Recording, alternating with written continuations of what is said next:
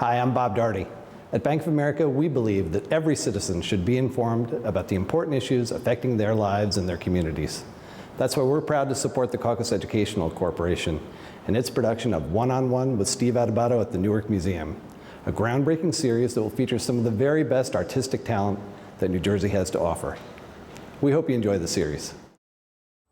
Funding for this special edition of One-on-One with Steve Adubato at Newark Museum has been provided by Bank of America. Life's better when we're connected. Horizon Blue Cross Blue Shield of New Jersey. Barnabas Health. Life is better healthy. Johnson & Johnson. Prudential Financial's Global Communications Department. The Fidelco Group. And by the New Jersey Education Association. Promotional support provided by NJ.com. Small news, big news, true Jersey. And by bestofNJ.com, covering all NJ has to offer. This is One-on-One. I'm an equal American just like you are. The jobs of tomorrow are not the jobs of yesterday. Look at this. You got this? Here it is, man. Look at that. Life without dance is boring. When you first heard that they were doing Charlie Rose and Gayle King, didn't you go, what? Do you enjoy talking politics? No. People call me because they feel nobody's paying attention. Our culture, I don't think, has ever been tested the way it's being tested right now. Such a good question. High five.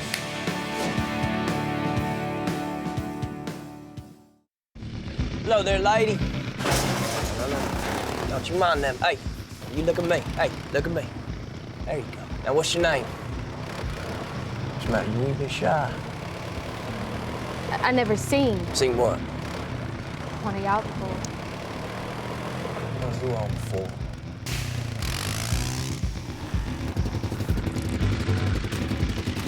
They can't just take stuff, right?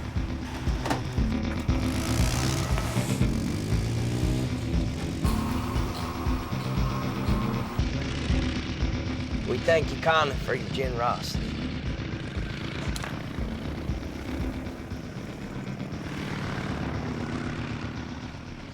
Sally Ann. Sally Ann. Like two names rolled up into one. That's a beautiful thing. Amazing. You were just looking at Christina Jackson, and I knew her from Boardwalk Empire on HBO and what a star she was, and we're just watching you in a series called The Outsiders. Could be seen where? WJN, Tuesday nights, 9, 8 Central. You are terrific. Thank you. And you're a product of Brick City, Newark, New Jersey. Yep. One of Newark's finest. First of all, I want to ask you when you knew you wanted to be an actress, but tell us about this series. Set where? Appalachia? Yes, Appalachia, Kentucky. For those who don't know, because it's just like Newark. I'm like, Newark removed. Because you fit right in. I noticed you fit right in. It's like you just drop some Newark in the middle of woods. No, Outsiders is about this family called the Farrells, who have been in the mountains of Appalachia for 200 years. So you're talking, patriots. And they are completely self-sustaining for the most part. They don't believe in reading or writing or money. They grow their own food, they hunt it, they make their own clothes. They just go take stuff too, where they want. Well, that's when they make a run. That's for stuff that they can't get on the mountain. Right. And you're basically meeting them at a point in time where a coal company has brokered $1 billion deal for the coal on that mountain, and they need this family off. But it becomes a moral issue because who owns a mountain? The people who have been there for 200 years or a company who's paid $1 billion for it? And so my character, Sally Ann, she is, I guess, throttled into a meeting with the Farrells when they come and borrow from her store. So help me understand something. Mm-hmm. So you are here in this community. Mm-hmm. Are you one of the only people of color? If you look at the show, it's me, my brother, and I think you see one other black person, their background. So for the most part, I would think that you have a very small African-American community in the fictional town of Blacksburg. And you develop a relationship with one of? The Farrells. Yeah. Yes. Was it that dude right there? Yes. Mm-hmm. You develop relationships. Oh, goodness. You know where I'm going. Mm-hmm. Because on Boardwalk Empire, you had these fascinating relationships. By the way, if you haven't seen it, go back on demand, whatever you have to do, see it. You played a character where you develop these extraordinary relationships with different people, right? Yeah. Mabel. Describe that character. Mabel is the daughter of Chalky White. And Chalky White was a very powerful figure. The unofficial mayor of Atlantic City in the 1920s, the black mayor of Atlantic City. And I played Mabel White, his teenage daughter, who in the 1920s, there's not a lot of opportunity for a black woman. You either become a nurse, a teacher, or a housewife. By the way, that's Chalky over on the left-hand side. Yes. And that's your mom, Lenore. 2 over, and does your boyfriend and your brother. Yes, the one in the middle is my boyfriend, and the one on the end is Lester, my brother. And Mabel doesn't want to be a nurse. She doesn't want to be a teacher. She doesn't want to get married. She wants to be free to make her own decision, which is, you would think a very natural thing for a young woman to want to be able to do in the 1920s, but to be able to have that, that stifling energy around her. And, you know, Chalky wants her to get married because that legitimizes the family. Samuel is a young African-American doctor, so that brings some kind of stature to the family that Chalky can't necessarily provide. So let me ask you this. When did you know, growing up in this community, we're here at the Newark Museum, this is part of a series we're doing that features some pretty special people coming out of this city. We'll get Shaquille O'Neal sooner or later, I promise. Product of Newark. Come on, Shaq. Yeah, born at Columbus Hospital, like some of the rest of us, right? Back in the day, which you would know nothing about. No. Yeah, that was quick, that was good. When did you know that you wanted to act? I didn't. But I can't remember wanting to do anything before acting came into my life. It was one of those situations where my parents always knew that I was going to do something, but they just weren't sure what it was, so they kind of just let me do whatever I wanted. And then when I was in the 7th grade, I was at Rafael Hernandez in North Newark, and this teacher, Anita Bland, she looks at me in the hallway. Miss Bland. Miss Bland. Was she seeing you? Don't know. Don't know. Don't Come know. on. I was literally standing in the hallway, just aimless, minding my business. You're And making this is a Hollywood story that makes good copy. I promise you. She looks at me and she goes, "Hey kid, you want to join the drama club?" And I'm like, okay. Join the drama club. She cast me as Frenchie in Grease. No. Yeah. Did not know any of my lines. Like, I was terrible. She literally had to stand in the wings and like yell my lines out to me. And after that, I said, I will never, ever forget a line like that again. Couple of more months go by, she cast me as Annie. And I was Annie, little black girl. Annie. I was little black girl with a big red afro. No. Dog, Are there pictures to prove this? Dog, why are you following me? I promise you. That's it. See, I told you. You proved it. And how did people receive it? It was great. I mean, you know, you have a bunch of kids, inner city kids, who are in this environment. I mean, you have to fight a lot just to get to school. I didn't go to the Boys and Girls Club because there were, you know, drug dealers out in front of it, and I didn't want to. There weren't like karate. Right over on Broadway. Yes. I know exactly the North End. Yep. That was my. And so I'm not going to go there. I'm not interested in karate. I can't play basketball. So it's like, I need something else. Miss Bland putting me in the drama program, I was able to see my first production. Then you went to Arts High? I'm sorry. You saw, did you see Aida? I saw Aida with Heather Headley on Broadway. What did that do for you? It changed, it made it very possible for me to think that acting was something that I could do. Because I grew up with, you know, the Jeffersons and, you know, Good Times and Fresh Prince of Bel-Air, Moesha, but slowly all of those quote-unquote black shows have kind of been phased out. You have Blackish now and like the Carmichael show, but for a long time it went from African-American shows to just general shows with an African-American character.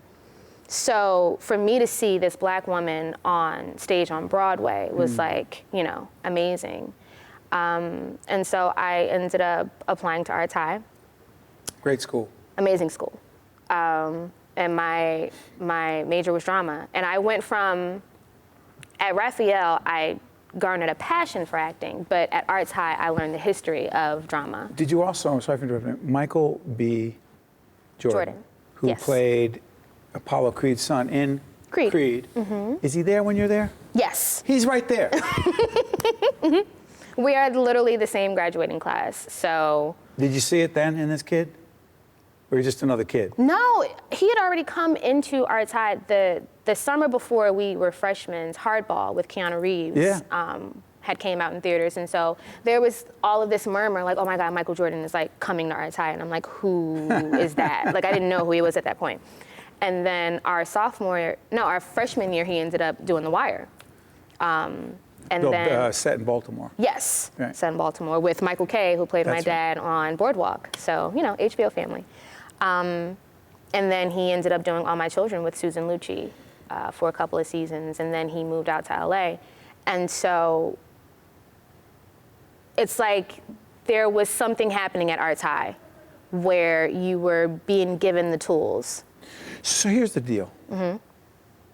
One of the things that fascinates me about you, other than your acting itself, is that so many people who come from the city, who make it big, those who are fortunate enough to still have a connection, or we're fortunate enough to still, I was born and raised in the city, literally a couple blocks away from where you said you knew very well on Mount Prospect and 2nd Avenue, right? The bus used to drop us off at a high school that doesn't even exist anymore. Way before your time. Way before my time, but Thanks. I know what you're talking about. All right, stop. So you still live in the city. I do. You have your roots here. So many leave, and some, like Shaq, remember and reinvest, because putting money in the city, building housing. But even more don't leave and just are, not content with the environments and things that don't change. But you had a chance to be anywhere you want to be. Why are you here? My family's here. There's a certain amount of pride in being able to come back to a place where growing up you just wanted to leave, you wanted to get out of and never look back. And there is this shift that's happening in Newark. What is it? It's more gentrification. I would hope that there was more urban renewal and more getting Newark residents involved in what's happening and what's coming into the city and what people are taking from the city and taking other places. But there is a shift. I know people who have literally been shot and killed on Broad Market. That's right. And or on Summer Avenue. Summer Avenue, or Chancellor. That's right. Springfield Avenue, any of these right. places. There's a coffee shop there now. There are, cafes and pet stores. Things that I never thought that I would see as a resident in Newark. What does that tell you? There's change happening. There's change happening, and I want the change to include the residents who have been here. Why wouldn't it? Because they can't afford it? Yeah. That's generally what happens, right? There's people who live here can't afford it, is that right? That's what happens. You have a lot of people who work in Newark but go live somewhere else.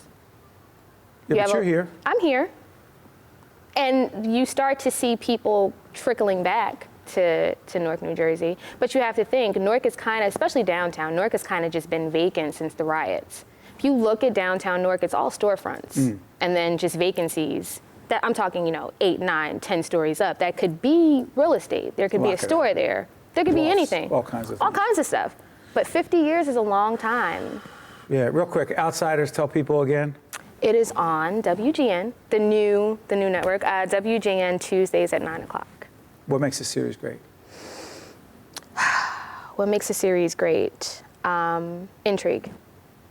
There's a storyline, there's a plot line, there's something that will tag onto you and carry you throughout the season. It's not going to be easy. It's not going to be easy. It can get confusing at times, but there's love, there's hate, there's money, there's sex, there's power, there's greed, there's family. All of something is, something that you can hold on to. Why don't you do a comedy after this? I wanted to do a comedy before this. After getting shot in the face on Boardwalk, it was all right. Oh, I forgot about that. Richard shot you in the face. The guy with the mask. Oh, God, I'm sorry. He did it because he had one eye, so. You got a good attitude. He wasn't that sharp of a shooter at that point. You got a dark attitude. I like that. do. It served you well. And you make everyone in the city proud. Oh, thank you. Wish you nothing but the best. Thank you. Thank you for having me. All right, stay right there. Christina Jackson can be seen on The Outsiders on WGN, right? Yeah. Keep it up. Be right back from Newark Museum right after this.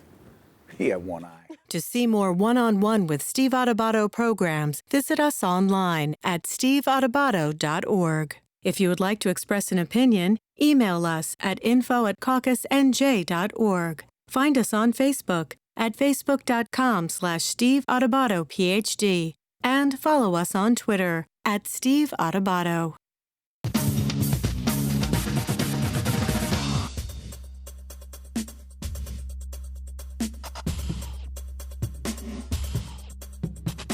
We're joined by our good friend Ellen Lambert, who is Chief Diversity Officer, PSEG, and also President of the PSEG Foundation. How you doing? I'm doing very well. Hi, Steve. How great is it that we are at this place?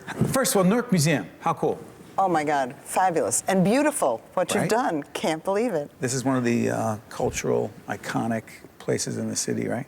Oh, yeah. Real quick, talk about the foundation, the work you do, and why it's part of a larger effort from a philanthropic point of view to make a difference. So PSEG, like all corporations in Newark, really support Newark and what's going on. I think philanthropy in Newark has grown tremendously. So we're trying to get into the space that's more about not just the money, but the actual services, skills. How do we help? How do we strengthen? How do we grow the underpinnings? Years ago, philanthropy in Newark was about the kids. It was about what do we need to do. So PSEG focuses on STEM education. Science, technology, engineering, math. Science, yep, and specifically out-of-school programs, waterbotics, kids building robots in water, programs about the environment, taking hikes, looking at nature, programs about how engineering changes your life, working things with Lego in Newark schools. Well, full disclosure, Ellen and I go back a couple of years, and we've been talking about philanthropy for a long time. PSEG is a supporter of public broadcasting, and we've had a lot of conversations about this. So let's do this. I've often thought, okay, so when Ellen talks about philanthropy, we need to explain to people. People say, oh, you're giving a contribution, you're writing a check. You have a broader view of it because it's a bigger responsibility. And frankly, a lot of the work that we've done with our nonprofit, Public Television Corporation, has been a product of those conversations. Is that philanthropy? That's philanthropy. Collaboration? Collaboration, talking, understanding that neither one of us has the full answer, understanding even the cause of the issue. Kids getting into school, full-day kindergarten, hunger. Even the cause of that is much more than one thing. You don't answer the obesity problem by teaching mothers how to feed their children. Most mothers know how to feed their children. You don't just do it with tracks and fields. It's understanding all the issues. And without you and without all of the partners, we never understand all the issues. How challenging is it to talk to other leaders in the philanthropic community who may not have that particular point of view at this moment? It's getting easier. One doesn't shut one's mouth. You have to be the person speaking in the room, and you have to be willing to hear what you don't want to hear. So I may think I know the right way to fix illiteracy. I may think this is how we do it, but someone else may see the opposite. If I can't hear them, I can't be a good philanthropist. And the other part of this conversation that we continue to talk about that we're going to be doing a lot of work on in 2016 and beyond is diversity. Right. Talk about that. And it's a big philanthropic piece involved in that, diversity, and connected to the 350th anniversary of Newark, a big celebration. So the richness of Newark, I've worked in Newark for 20 plus years. It's a little scary, it's a long time. And when Not just with PS, with other organizations with other as well. organizations, Right. Newark Beth Israel, the Healthcare Foundation of New Jersey, Roche, Merck, Yes. any number of organizations. And the diversity of Newark is incredible, both in its history, but even today. Even today, when you look around Newark, the skills, the excitement, the energy seniors bring when they're working with the Barrett Foundation, doing modules. Children, what they bring, of course, that's the most exciting. But when you look at Newark, it's always been a melting pot for ideas, for thoughts. The Newark Museum, in and of itself, I'm looking at what you have on stage, I'm thinking, the artwork. Okay, the age is so different. But being in Newark and watching Newark grow, and watching Newark's people grow, and watching Newark's corporate entities grow because they're here, is just an expression of diversity. You know, the city at any point in time is a snapshot of who's walking on the streets. So stand there and look. I see tourists every day, tourists who don't speak English, tourists who come up and say, where am I here? I see young people coming in to work in the city from New York. It's very exciting. And that's changed. That's changed from, say, 10 years ago. Maybe even 5 years ago. I think maybe even 5 years ago. And so let me ask you this, from a philanthropic and from a corporate responsibility point of view, what does this whole diversity discussion have to do with what the responsibilities are? I think it changes the message to people that you're giving money to be aware of their community. No one works in a isolated silo anymore. If you're serving the Newark community, you're serving who's ever on the street at whatever point in time. If you're serving seniors in Newark, you're serving any senior that walks through the city. So when you are a nonprofit working in a silo, going out for the money, you need to do the same thing funders need to do. Talk about what is the problem, what is the circle, how, what are 360 degrees of the issue of joblessness or homelessness. More complex? Much more complex. You talked about the 360 degrees. I'm going to go back to the 350. Celebration, you like that segue? Right. That celebration that everyone's talking about, the Newark celebration of 350 years, a year-long celebration that really came about. Dr. Clement Price, the late, great mentor to many of us, Dr. Clement Price, talked about it, and you and your colleagues and many others are involved in that campaign. If we could, Jen Eichlin, our executive producer, could we put up that website of the Newark 350 celebration? What is it, and how are you folks involved? So PSEG, Ralph Izzo is a vice chair for the committee for the 350th, but PSEG's been in Newark 114 years, so we're here a long time. A lot of the infrastructure for wires and electricity and gas is our infrastructure. Right. We've been working on the streets for 114 years. We were transportation for a good portion of that. So we are very proud of how long we've been here. We're putting up artwork. We have a photographer in-house who's been photographing Newark buildings for 40 years. He's doing an exhibit. We're supporting the Newark Museum. It's exhibits. We're supporting NJ PAC's programs. We are also creating a film called The 100 Newark People. 100 Newark People. We've been talking about this for a while. What is that? So we are going to interview 100 people from across Newark, people who are living today, from leaders to students to young children to seniors, and talk about their experience in Newark. And we'll be creating a video, 100 snapshots of 2 or 3 minute videos each, and then 100 portraits of each of those people. Where will they live? They will live across the city in every ward. Some of them may be people who work and live in Newark. 1 or 2 may be people who work.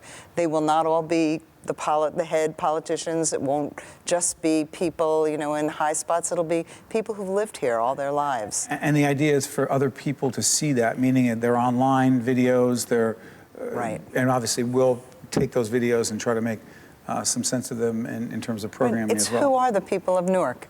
We did it at PSEG to show who we were, and we found we were people from Africa, from Costa Rica. You mean 100 people of the corporation? We did 100 people of the PSEG Foundation, and not everyone was an engineer. One man worked on cars. He came from Africa, and he now works at PSEG. We think we know. It's also diverse. It shows the diversity. Right. You and I may look a little alike. We may both have gray hair. We're so different.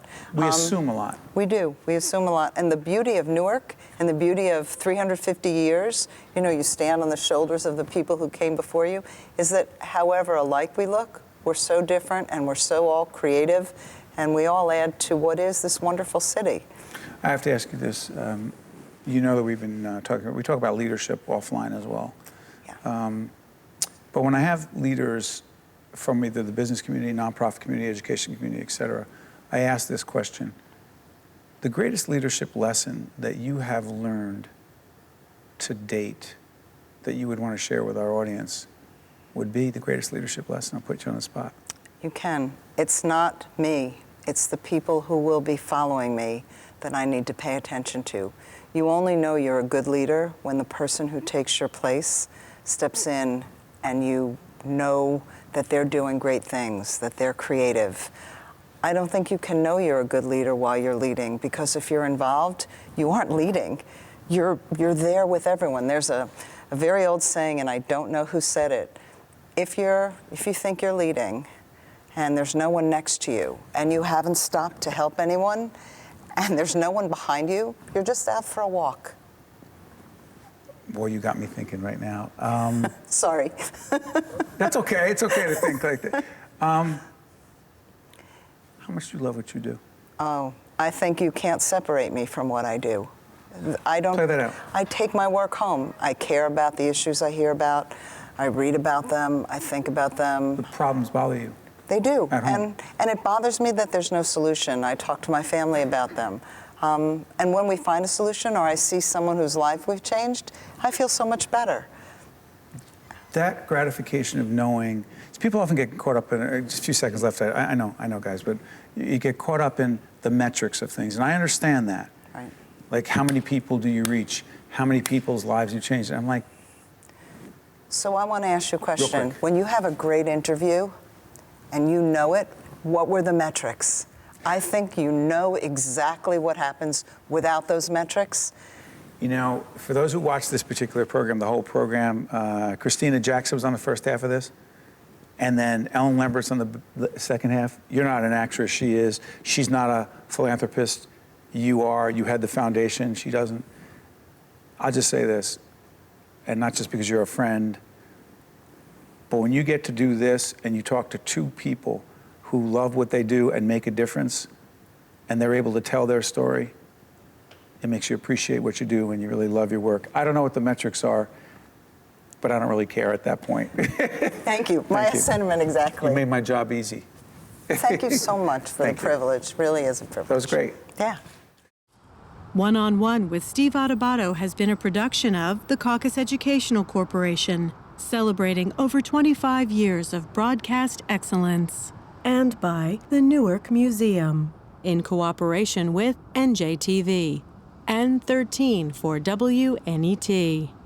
Funding for this special edition of One on One with Steve Adubato at Newark Museum has been provided by Bank of America, Horizon Blue Cross Blue Shield of New Jersey, Barnabas Health, Johnson & Johnson, Prudential Financial's Global Communications Department, the Fidelco Group, and by the New Jersey Education Association. Transportation provided by Airbrook Limousine, serving the metropolitan New York, New Jersey area.